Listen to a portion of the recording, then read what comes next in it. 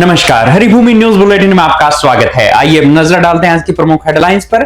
सबसे पहले बात करते हैं राहुल गांधी को मिली धमकी की। कांग्रेस नेता पवन खेड़ा ने सोशल मीडिया पर एक सनसनीखेज वीडियो साझा कर सनसनी फैला दी है। इस वीडियो में खुद को करणी सेना का संभागीय प्रवक्ता बताने वाला राज आमेरा नामक युवक नेता प्रतिपक्ष राहुल गांधी को घर में घुसकर गोली मारने और 25 विपक्षी सांसदों के घर में तोड़फोड़ करने की धमकी दे रहा है।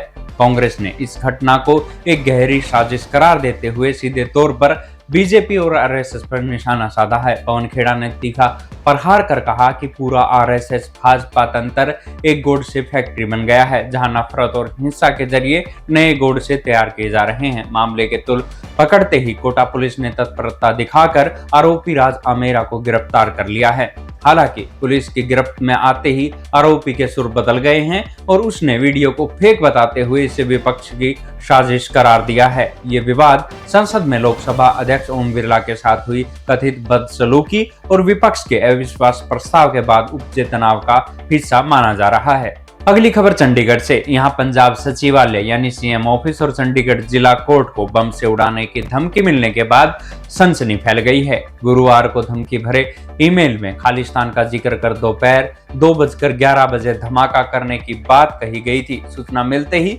पुलिस प्रशासन, सीआरपीएफ, बम निरोधक दस्ता, डॉग स्क्वाड की टीमों ने पूरे इलाके को घेर लिया। एहतियातन सचिवालय को खाली कराकर गहन तलाशी अभियान चलाया गया। हालांकि घंटों की जांच के बाद कोई संदिग्ध वस्तु बरामद नहीं हुई। ये घटना इसलिए भी गंभीर है क्योंकि मुख्यमंत्री भगवंत मान आज ही अस्पताल से डिस्चार्ज होकर आवास पहुंचे हैं। इससे पहले मोहाली के उनके उस अस्पताल को भी धमकी मिली थी जहां सीएम भर्ती थे। इस अलर्ट का असर पड़ोसी राज्य पर भी दिखा। हरियाणा सचिवालय को हाई अलर्ट पर रखा गया है क्योंकि कल से हरियाणा विधानसभा का बजट सत्र शुरू हो रहा है। सुरक्षा एजेंसियां अब इस ईमेल के स्रोत का पता लगाने और शरारती तत्वों की पहचान करने में जुटी हुई है। अब बात करते हैं उत्तर प्रदेश की। शंकराचार्य स्वामी अभिमुक्तेश्वरानंद के शिष्यों के साथ हुई पुलिस की बदसलूकी के बाद उपजे विवाद को शांत करने के लिए डिप्टी सीएम ब्रजेश पाठक ने डैमेज कंट्रोल शुरू कर दिया है। गुरुवार को लखनऊ स्थित अपने आवास पर उन्होंने पत्नी नम्रता पाठक के साथ 101 ब्राह्मण बटुकों का भव्य स्वागत किया। इस दौरान उन्होंने बटुकों के पैर धोए, तिलक लगाया और उन पर पुष्प वर्षा कर आशीर्वाद लिया। ये कदम प्रयागराज माघ मेले की उस घटना के बाद आया जिसमें पुलिस द्वारा एक साधु की चोटी पकड़कर घसीटने का वीडियो वायरल हुआ था। ब्रजेश पाठक ने इस कृत्य की कड़ी निंदा कर इसे महाअपराध और महापाप करार दिया। दिलचस्प बात यह है कि ये आयोजन उस समय हुआ जब संघ प्रमुख मोहन भागवत लखनऊ में ही मौजूद हैं, जो इस और संकेत करता है कि भाजपा अपने सबसे मजबूत वोट बैंक की नाराजगी दूर करने के लिए पूरी तरह से सक्रिय हो चुकी है।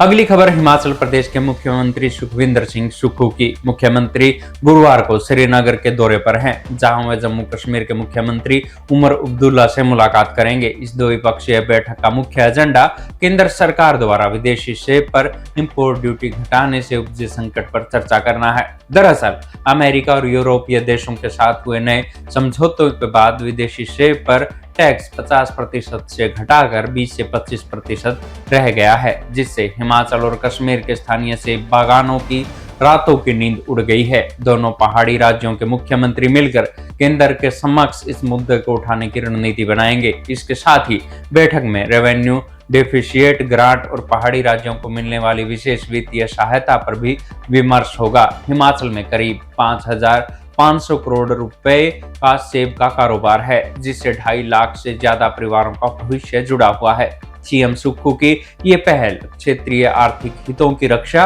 और केंद्र के फैसलों के खिलाफ एकजुट प्रदर्शित करने की दिशा में एक बड़ा कदम मानी जा रही है। आखिर में बात करते हैं ताज महोत्सव की। आगरा के शिल्पग्राम से शुरू हुआ 10 दिवसीय ताज महोत्सव के पहले ही दिन भारतीय लोक संस्कृति का ऐसा जादू चला कि 7 समंदर पार से आए विदेशी पर्यटक भी खुद को रोक नहीं पाए। राजस्थानी ढोल नगाड़ों की थाप और लोक कलाकारों की ऊर्जा देख इंग्लैंड और अमेरिका से आए सेनानी उनके साथ जमकर थिरके। विदेशी पर्यटकों ने भारतीय संगीत की जमकर तारीफ करते हुए कहा कि यहाँ की धुनों में जो वाइब्रेशन है और जो एनर्जी है वो उनके अपने देशों के म्यूजिक से कहीं बेहतर है। दिलचस्प बात यह है कि कई सेनानियों ने इस बार दुनिया के 7वें अजूबे ताजमहल से ज्यादा ताज महोत्सव की कला और संस्कृति को देखने में दिलचस्पी दिखाई है।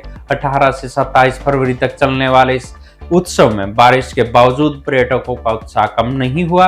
इस साल महोत्सव में 500 से अधिक स्टॉल पर भारतीय हस्तशिल्प और जायकों की प्रदर्शनी लगाई गई है। आने वाले दिनों में कॉमेडियन कृष्णा और पंजाबी सिंगर परमेश वर्मा जैसे दिग्गज कलाकार अपनी प्रस्तुतियों से इस उत्सव में 4 चांद लगाएंगे। ये महोत्सव एक बार फिर भारतीय अतिथि देवो भव की परंपरा और सांस्कृतिक विविधता को वैश्विक मंच पर पेश कर रहा है। ऐसी ही खबरों से जुड़े रहने के लिए देखते रहिए हरिभूमि टीवी। और अधिक खबरों को विस्तार से जानना है तो हरिभूमि अखबार पढ़ें या हरिभूमि की वेबसाइट पर जाएं।